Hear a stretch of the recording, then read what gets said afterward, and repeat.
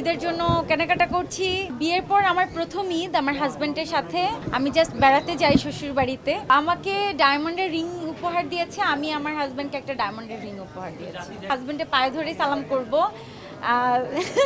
বিয়ের পর আমরা হানিমুনেও কোথাও যাইনি, মালয়েশিয়া সিঙ্গাপুর এরকম কিছু একটা প্ল্যান। আমি ফ্যান হয়ে গেছি বরবাদের। দীর্ঘ 1 বছর পরে আমাদের ঈদ আসে। ঈদ অবশ্যই আমাদের মুসলমানদের জন্য অনেক বেশি ইম্পর্টেন্ট।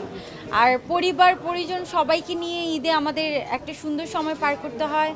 অবশ্যই আমি অনেক এক্সাইটেড যে আমাদের সামনে ঈদ আসছে। ঈদে আমাদের অনেক ধরনের প্ল্যান থাকে, নতুন জামা পরা, ঈদের সালামি নেওয়া, ভালো ভালো খাবার খাওয়া, বন্ধু বান্ধবদের সাথে দেখা করা, আরও অনেক অনেক আয়োজন থাকে।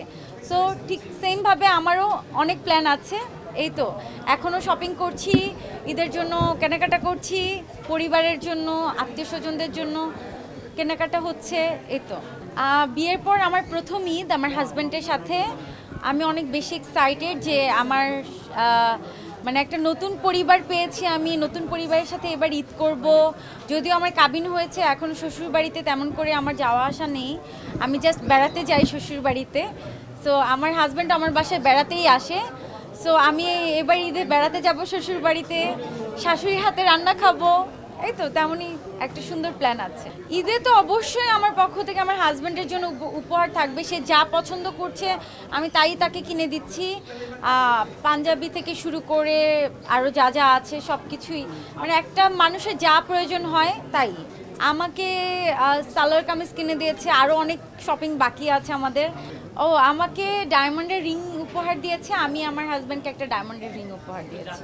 অবশ্যই সালাম করে সালামি নিব। সবসময় ওইভাবে সালাম করা হয় না, আর ঈদ উপলক্ষে অবশ্যই হাজব্যান্ডের পায়ে ধরেই সালাম করব। সালাম আমি পায়ে ধরে না করলেও আমাকে সালামি দিবে, তারপরেও আমি পায়ে ধরেই সালাম করব। অবশ্যই সালোয়ার কামিজ পরবো, চাররা ঘাড়রা এই টাইপেরই কিছু কিনবো। শাড়ি আমি খুবই ওকেশনালি পরি, ঈদে শাড়ি পরবো না, যেহেতু বাসায় আমার অনেক কাজ আছে, বাসায় অনেক মেহমানরা আসবে। সো বাসার বাইরে যখন যাব তখন শাড়ি বা লেহেঙ্গা এরকম কিছু পরবো। ঈদে আমার একটা নতুন ছবি রিলিজ হওয়ার কথা ছিল, ব্যাচেলার ইন ট্রিপ। আমি দেখলাম যে অনেক সোশ্যাল মিডিয়ায় অনেক নিউজ টিউজ হয়েছে। আমি জানি না আদৌ ছবিটা রিলিজ হবে কি হবে না, কারণ এটা হচ্ছে সম্পূর্ণ প্রডিউসার ডিরেক্টরদের ব্যাপার। সেই সাথে আমার কিছু টক শো আসছে, ঈদের কিছু স্পেশাল গেম শো আসছে, নাচের অনুষ্ঠান আসছে বিভিন্ন চ্যানেলে। এ ধরনের প্রোগ্রামগুলো আমি বরবাদের টিজার দেখলাম, আমার কাছে খুব ভালো লেগেছে বরবাদের ট্রেলারটা। আমি ফ্যান হয়ে গেছি বরবাদের। অবশ্যই বরবাদ রিলিজ হলে আমি আমার হাজব্যান্ডকে নিয়ে হলে গিয়ে ছবিটা দেখব।